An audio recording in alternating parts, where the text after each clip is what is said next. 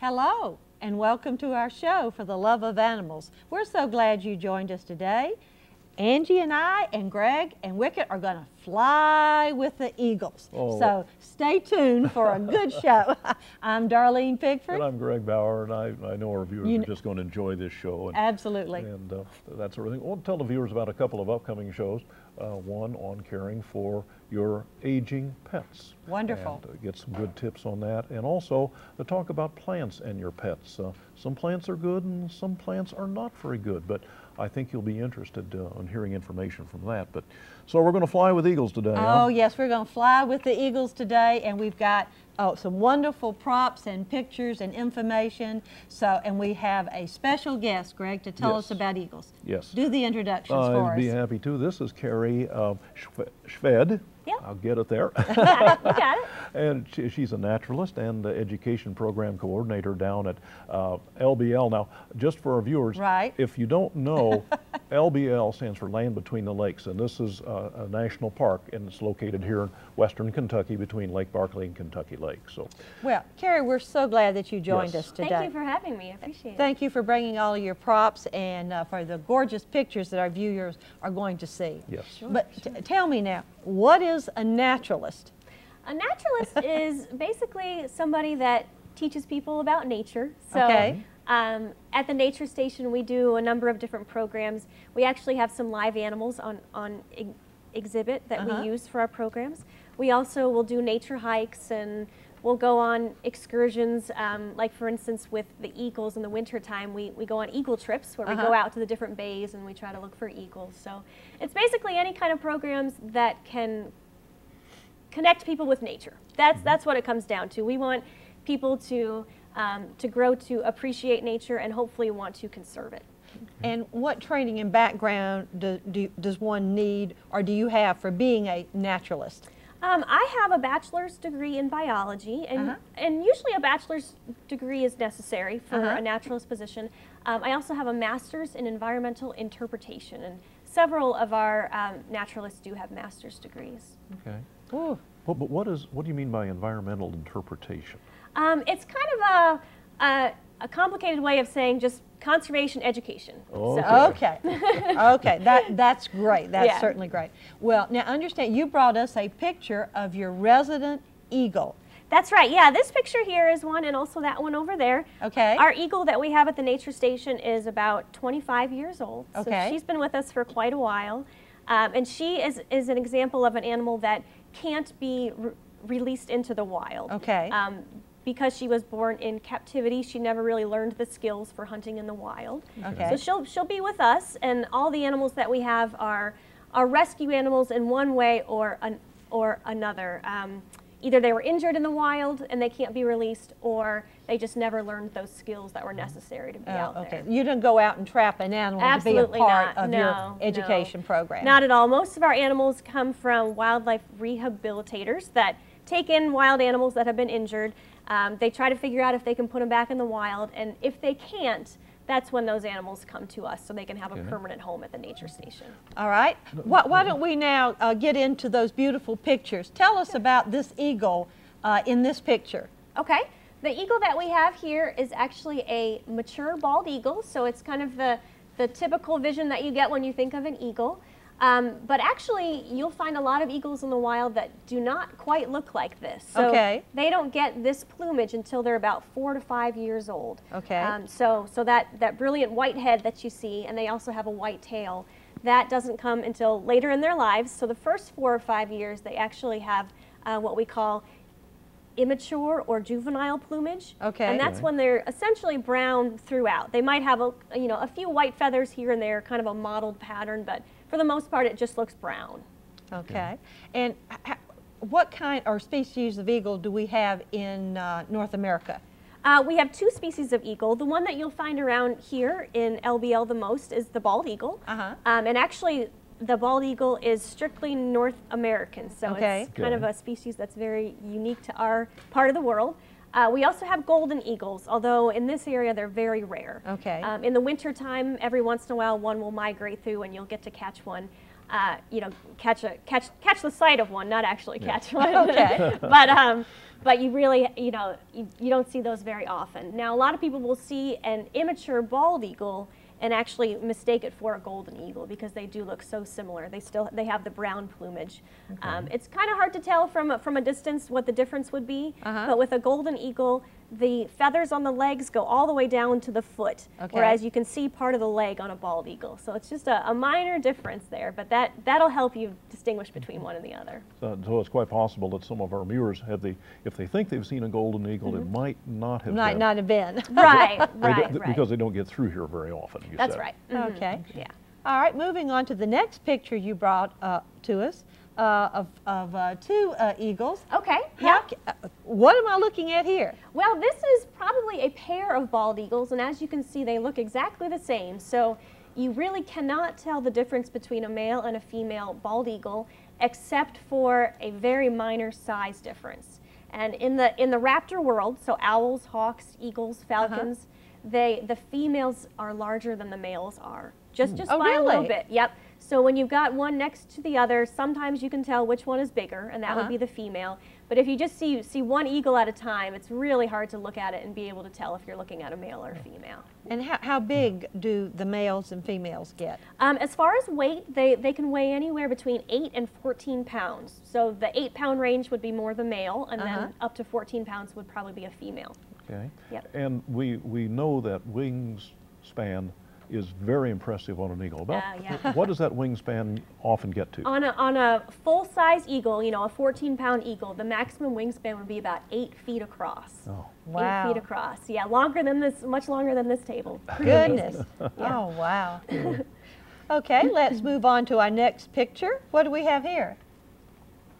So this is a great picture of two immature bald eagles. So here you go, you can see that they're basically just brown, and they've got the dark beaks as opposed to the yellow beak of a mature bald eagle. Okay. So that's a really good representation. Also, the mount that we have sitting here in front of the table is an immature bald eagle that you can take a look at. They stand about 2 to 2.5 feet tall, and strangely enough, sometimes the juvenile eagles will look larger than the matures. Really? Yeah, their feathers, their flight feathers, are longer because they're kind of like their training feathers. It actually helps them fly easier when they first, start flying.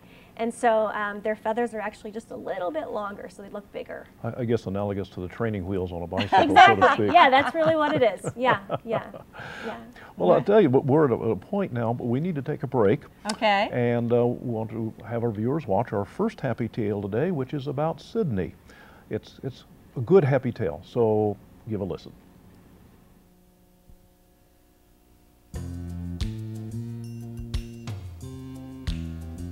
Hi, my name is Sydney, and I am a 2-year-old Schnauzer. I really loved my owners, but they had to give me up for a reason unknown to me. They took me to Creatures Great and Small, and they found me a foster home. Well, I hit the jackpot. My foster mom fell in love with me and decided to adopt me. I now have a happy, loving, forever home thanks to Judy Hardy and the people at Creatures Great and Small. We hope you enjoyed that happy tale about Sydney, and he's been one of the lucky animals that has actually found a home. Well, we're visiting this afternoon with Carrie Szwed from the LBL Nature Center, and we're taking a look at some pictures. Now, this next picture really fascinates me, Carrie. Eagles in flight. Eagles in flight, that's right.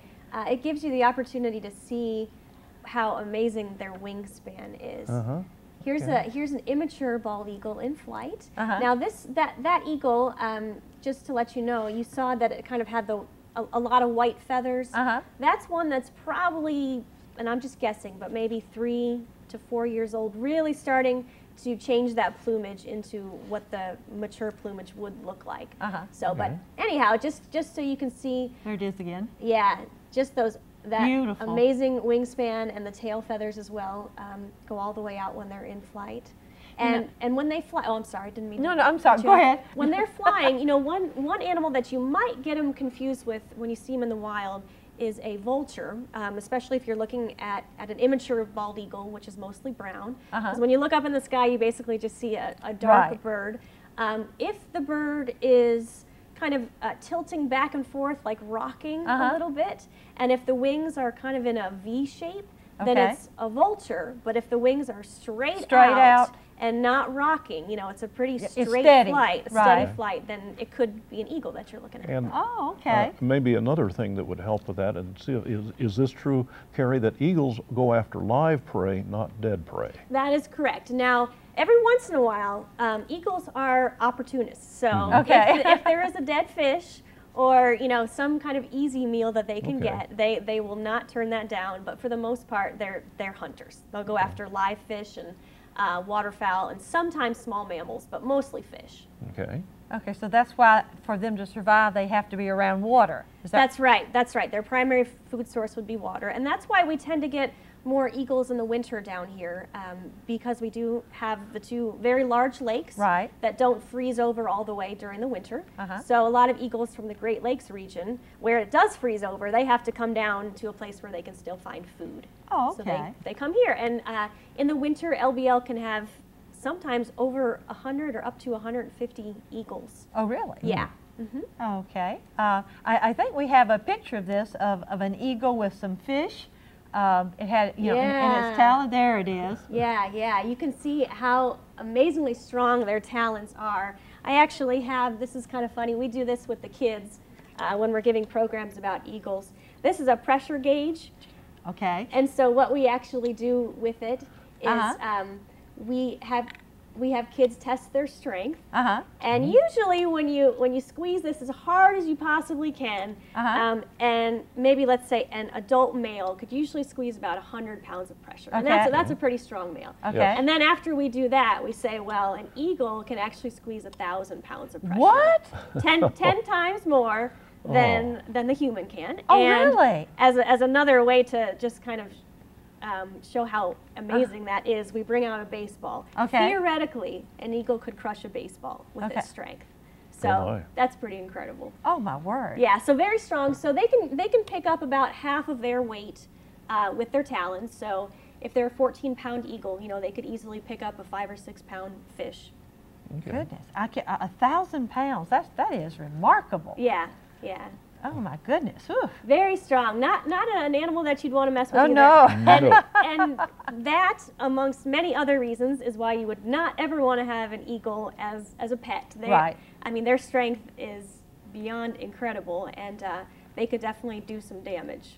So you definitely, even if you're an exotic animal lover, this eagle is not for you. No, not at all. Not at all. They, well, I would say the primary reason is because it's not legal. It's not legal. Oh, absolutely. That's a good reason. Yeah, you have to have a permit or license to even have eagles in captivity, which we do, or to even have any of the parts. So there's a law that says if you find a bald eagle feather in the wild, you are technically not supposed to take it with you. You're supposed you're supposed to leave it there because you have to have a permit to keep any parts of the eagle. Yeah, so there's some pretty strict laws, and for a very good reason, obviously. This used to be an endangered species, and because of the laws that were enacted to protect it, they've been taken off the endangered species list. Oh, so, that's wonderful. Yeah, they're a really good, I guess, example of a success story in terms of endangered species recovery. Well, tell us about the family life of an eagle. I mean, when do they mate, and tell us about the nests. Well, eagles will usually have between 1 and 4 young every year. They'll only have 1 clutch of eggs per year, so if something happens to the clutch, unfortunately, they go that year without having any young. The male and female do mate for life. Oh, really? So, yeah, that's kind of neat. So around about November or so is when they'll start the courting process again. And then here's a really great picture of an eagle nest, which you can see how large they get. Actually, they will build on their nest year after year. Oh, really? Yeah, more sticks and more sticks and more sticks. And the largest nest ever recorded was about 9 feet across and 20 feet deep. Oh, my heavens. What? Yeah, and it weighed about 2 tons. 2 tons. And that was after about... That's for 4 eggs?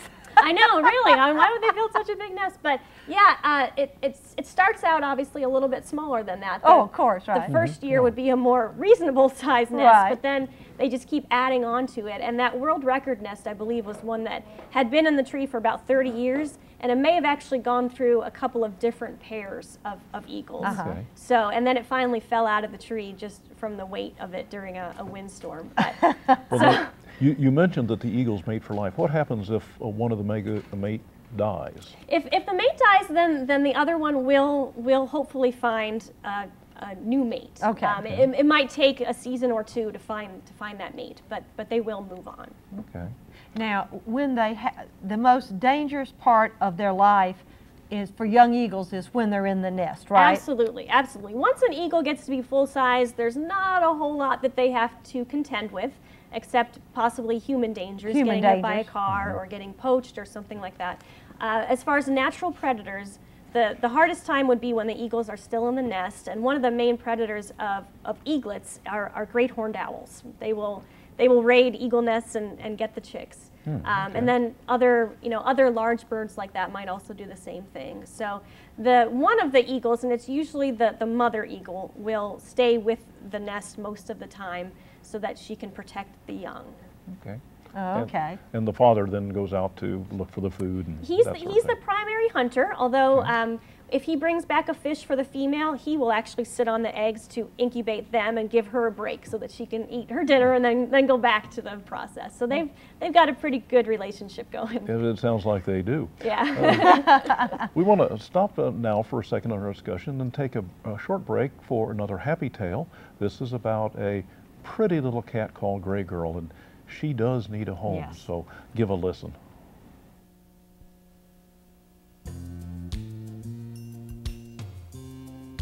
Hi, my name is Gray Girl, and I'm about 2 years old. Someone from Creatures Great and Small found me. I was a stray. I only had one eye, and I don't know what happened to the other one. I am very loving, and I enjoy being a lap kitty. I love people, other cats, and dogs, and I like to play with them all. Judy Hardy thinks that I think I'm a dog. I'm not sure what that means. Anyway, I would love to have a forever home. You can help me.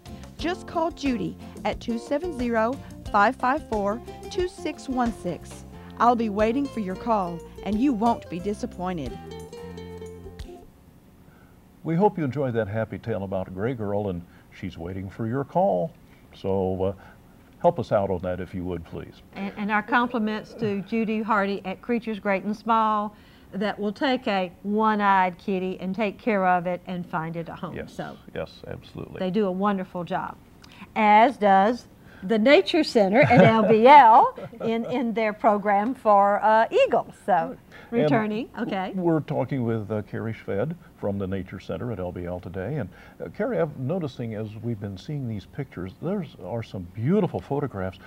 Where did you find those? Yeah, these are wonderful pictures. I got these from two sources. A couple of them are actually pictures of local eagles taken at LBL by a photographer named Sherry Bailey. She does wonderful pictures. And then the rest of them were taken from the Ohio Department of Natural Resources website. Okay. Well, whoever took these pictures has to have powerful lenses and a lot of patience. Yes, yes.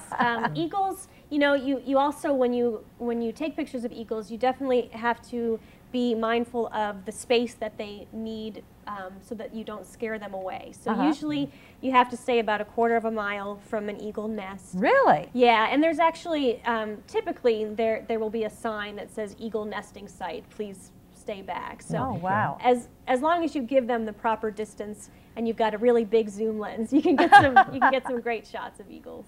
Well, you brought us a beautiful picture of the eagles in a nest. Yes, yes. This is a really good shot of one of the baby eagles. Now, like I said before, they'll have anywhere from 1 to 4. If they do happen to have 3 or 4, a lot of times those eggs hatch not at the same time, but a couple days after each other. And the one that's born first kind of gets a leg up in the competition. Okay, okay. Because they're going to be a little bit bigger, and sometimes they will compete the younger chicks for the food that the parents bring back. Okay. So chances are by the end of the nesting season, you'll have 1 or 2 eagles that fledge from the nest. Okay. So it's kind of like survival of the fittest. It really is. Yeah. Yeah, from right from the get-go. Yeah. Oh. Well, that is a gorgeous picture, and like I said, somebody has to have a lot of skills to do that. Absolutely, absolutely. I wish I could say it was me, but it's not. Okay. And just out of real quick curiosity on that, the number of eaglets, when eaglets are born, do they tend to be more male eaglets or female, or is it about half and half, or you just never know? Yeah, it's not really environmentally dependent, so it's basically just a half and half situation. Okay. It's kind of random. Whether or not, I don't know that you could even say that one gender would survive better than the other, because at that point they're pretty much equal in size too. Yeah. Okay.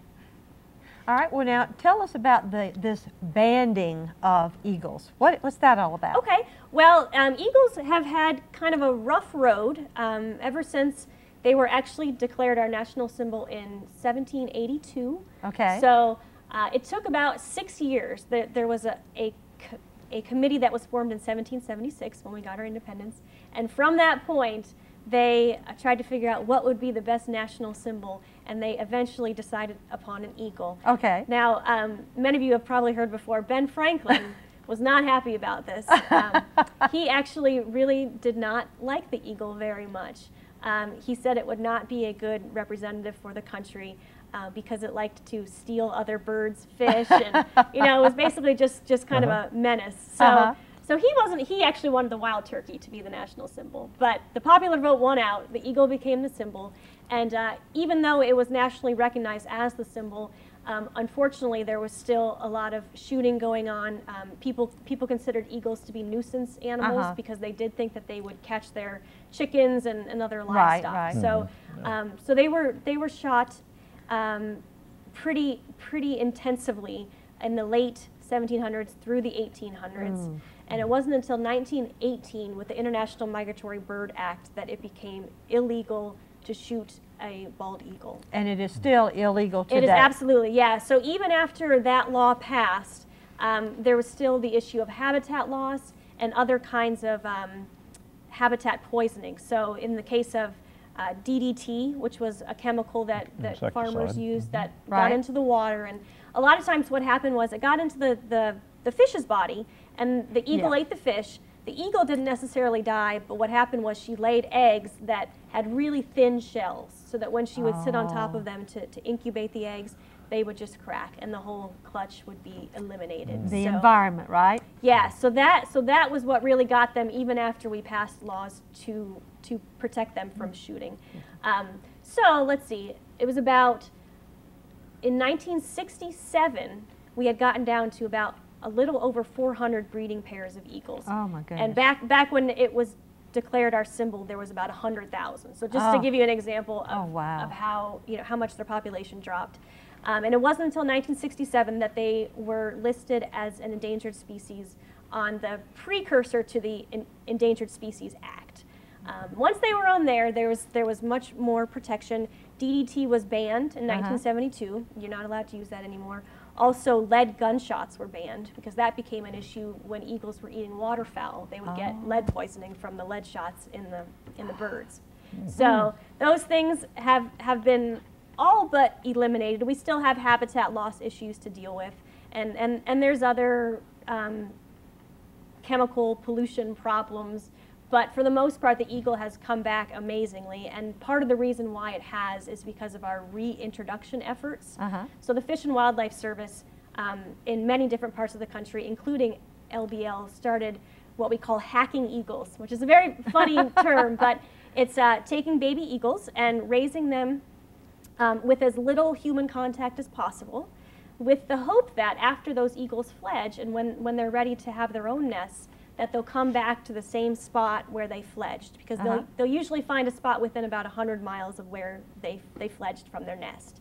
So that's how LBL got a lot of their eagles, is we raised them in LBL, released them, and then when it came time for them to come back 4 or 5 years later, the first bird that was banded in LBL in 1984 was one of the birds that was hacked in LBL. And when you say banded, what do you mean? Yeah, it's just a metal band that they put on the leg, and they usually do it on a juvenile eagle, or one that's not even left the nest yet. Because once you get to be the full-size eagle, it's a little hard to deal with them. Oh yeah. So it's a way of tracking for population. Absolutely. Yeah, that was the best way for them to monitor how many there were, if we were decreasing or increasing in population, and if they did happen to find one that had died, what population it had come from, and that kind of thing. Okay, now educate me. You put a little band, but as that bird grew, what happened to the band? Now, I would guess, I haven't done any of the banding myself, so this is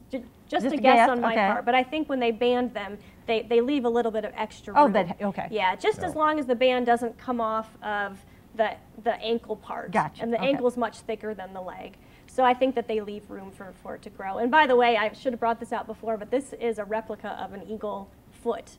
Life size. So that's actually how big an eagle foot is, with the talons included. So they're strong. I know, they're amazing. They're pretty incredible. They are just pretty amazing. So, Well, I know if our viewers go down to the nature station there at LBL, of course, as you mentioned, they participate in programs about eagles. What other kinds of programs do you have going on down what there? other education programs are available to the public? Sure, we do lots of different wildlife programs. At the nature station, we have all animals that are native to this area. So we've got a bobcat, we've got a red-tailed hawk, we've got a groundhog, lots of different animals, and we give live animal programs at the nature station. So that's one thing you can do.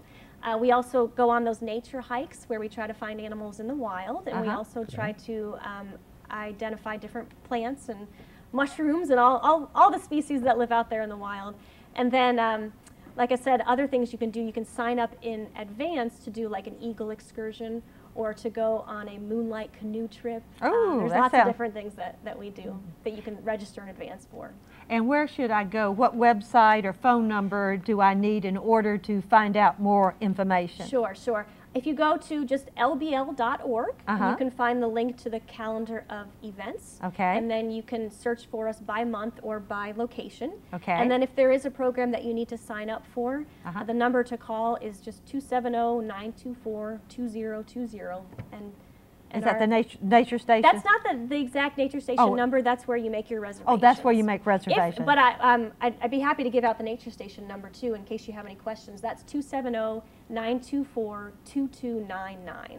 All right. Okay. Those are two good numbers and a website to remember, don't you think, Greg? Absolutely. And we're getting to the point where we're beginning to run out of time, Carrie, and we'd like to thank you so very much for coming with us today. Thank you for having me. And what one thing would you like to leave our viewers with about eagles? About eagles. I think that eagles are such a good example of an animal that, because we realized what our impact was on that animal, that we changed what we were doing, and because of that change, and because we made a concerted effort to help these animals, their populations have just increased rapidly, and now, like I said, they're off the endangered species list. So we can, we have a lot of influence on the populations of these animals, and we're basically the ones that should be responsible for getting them back to where they should be. And we've just had a wonderful education today on eagles and thank you. With that sort of thing. So again, thank you, Carrie. Thank you so much for sharing your time and all this wonderful information about eagles. 1,000 pounds. Woo! And I guess we just have to close on this one, Darlene. Yeah, yes we do. It's been a great show. Wicket, wake up, honey. Wake up. Okay. I wasn't as interested in eagles. Mr. Excitement. Mr. Excitement here. Thank you for joining us. I'm Darlene. I'm Greg, and we're reminding our viewers again, as we always do, give your pet a little extra love today and every day. See you next time. Bye.